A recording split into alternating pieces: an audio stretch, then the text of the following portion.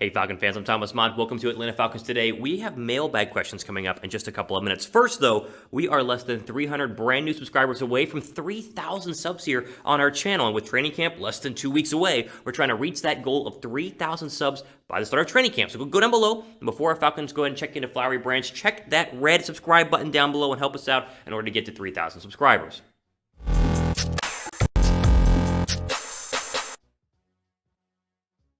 All right, let's go and jump into your guys' mailbag questions, as we always do, toward the latter part of each and every week. We got a bunch of really good ones. So we're going to answer as many mailbag questions as we can, as submitted by our subscribers. So, Concert Chronicles says, why is everyone sleeping on Mike Davis? I understand that we do need another running back to take some of the load off Davis, but a lot of people talk like we don't have a running back at all. I feel like Davis could easily end the season as a top 10 in rush yards, end quote. Well, first off, I hope that he does end up as a top 10 running back in rushing yards, because that means the Falcons' offense is going to be, going on all cylinders. Here's my take. I'm just not sure that Mike Davis is a true number one. Like, ask yourself, is Mike Davis a true number one? Now, if you answer no, then we both agree upon the problem that's in Atlanta right now, so they don't have really a true number one running back. Now, if you say, Thomas, he is not a true number one, but he's going to be running back by committee, well, then I say, well, what are you going to do with the other running backs on this roster? We'll show you the depth chart in a second, but think about this. Behind Mike Davis, they don't have a lot. And so if they would have drafted a running back and had Javonte Williams as a number two behind Mike Davis, I feel pretty darn good about this running back group, because you'd have Mike Davis, who's a very good, proven number two. You saw that in Carolina, and then an up-and-comer like a Javonte Williams or a Kenny Gainwell, who could eventually, become a number one running back in the future after his rookie year. So I'm not hating on Mike Davis. I just think, and I sit back and I go, for a head coach who loves the running back spot, or at least run the football during his time in Tennessee, I know you had Derrick Henry. Why not get somebody like Derrick Henry? Maybe he thinks Mike Davis is. Listen, if Mike Davis has a good season, I will be at the forefront of praising him for it, because I want him to have a good year. I just sit back and I go, behind Mike Davis, there's not a lot in the terms of depth chart, and unless you tell me that Kadri Allison or Hawkins is going to go ahead and start playing well, Javion Hawkins is going to be, the superstar undrafted free agent running back, then, I just sit back and I go, I just wish they would have added somebody else. And so I'm not saying we're sleeping on him. I just think we understand what Mike Davis is, and that is a number two running back, and the Falcons need a number one running back or multiple number twos to have a running back by committee, and right now they only seem to have one. Now, ask you guys this, down below, comment section, do you consider Mike Davis a number one running back? Like, where are you at in Mike Davis? Because obviously, Chronicles here thinks that he is, a really good running back. Maybe not number one, but where are you guys at it? Is Mike Davis a number one running back, or is he not? Type Y down below for yes, or type N down below for no. All right, next question comes from Lewis, who says, who do you see being the most impactful DB outside of Terrell for us this year? That's got to be Sheffield. Like, Sheffield's got to be the number two cornerback this year. Because as you look at the DBs, unless you want to include safeties, which I guess are defensive backs, I'm thinking cornerback, though. From a cornerback perspective, Sheffield has got to be the number two cornerback. I think he has to go ahead and emerge as the other starter opposite of AJ Terrell, because Isaiah Oliver, where he's going to play, is very much up in the air. And then even a guy like Darren Hall, the draft pick, it's just like, rookie cornerbacks don't have that big of an impact, not drafted in the first round, as we saw with AJ Terrell. Now, in terms of overall DBs, I think Richie Grant's going to be pretty darn good. They drafted him in the second round. The expectation is that Grant is going to be a starter and that he's going to play and that he's going to be good, because they could have had a lot of other options. There were running backs available in round two. There were pass rushers available in round two, and they went safety. And so I think that I think that obviously Terrell's going to be the most impactful one, but I'm really hoping that Sheffield is going to be really good behind him. That way the two cornerback slots are covered, instead of one cornerback slot is good and the other cornerback slot is like, ooh, yuck, we need some help over there. So I'm going to go ahead and pick my man Kendall Sheffield. All right, before we go ahead and keep going here, quick shout out to the Falcons training camp hats that just dropped a couple of weeks ago and are still available on sale for you to pick up in both men's and women's sizes, and also all the different styles as well. Chatsports.com/Falcons Camp is the place to go to pick up your official Falcons training camp hat. The same one you'll see the Falcons wear on the sideline during training camp and their preseason games as well. That link will be down below me in the description box right now. Chatsports.com/Falcons Camp. These are the best, I think, training camp hats that have come out in a long time. Big fan of these. Pick one up down below.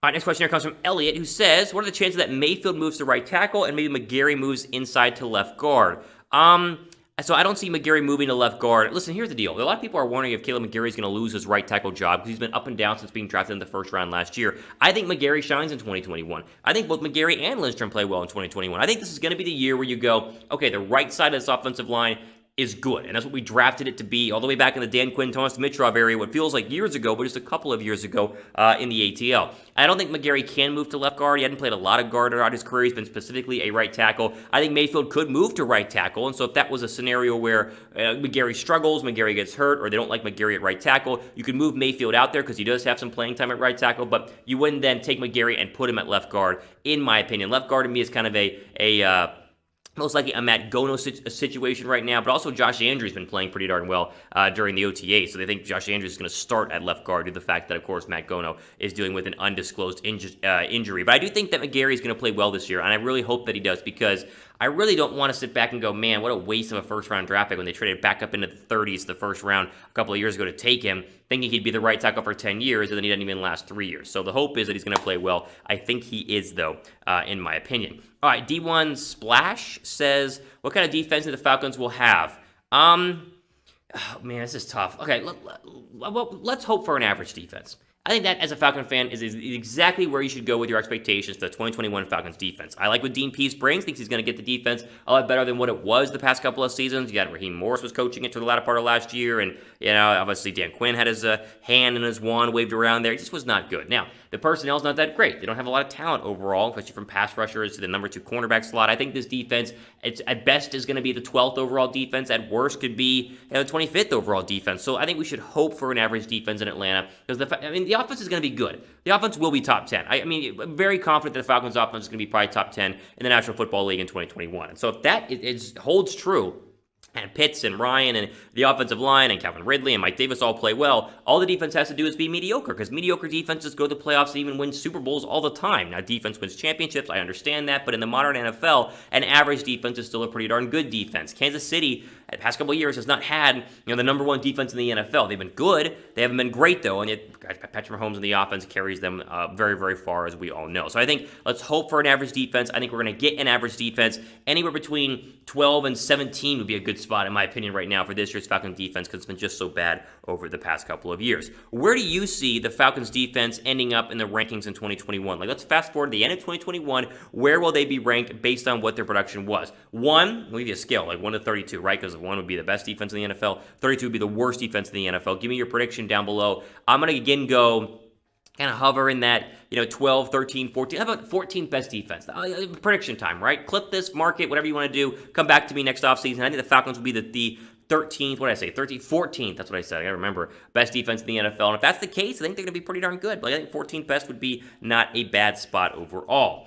Okay, let's do one more here. AJ Evans says, will Hayden Hurst get a bigger role in Atlanta, and is he still a piece that should be moved at the deadline? Well, 2 questions there. So I do think that Hurst is going to have a good season. And you remember, Hurst had a pretty darn good year last year, 500 yards, 4 or 5 touchdowns, whatever it was. It was a productive year, just not a superstar year. I think he should be able to get better with the fact that Kyle Pitts is going to be the number 1 tight end, so you got to figure both of them can on the football field at the same time.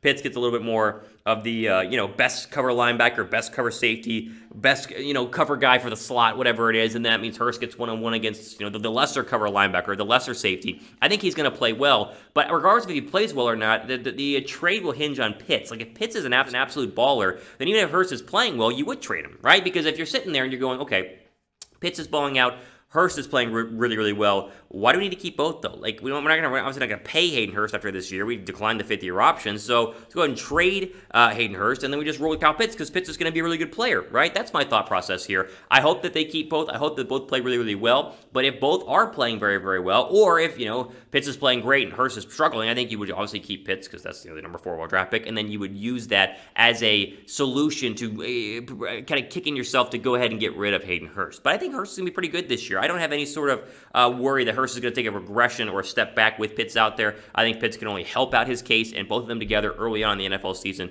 is going to be very, very fun to watch.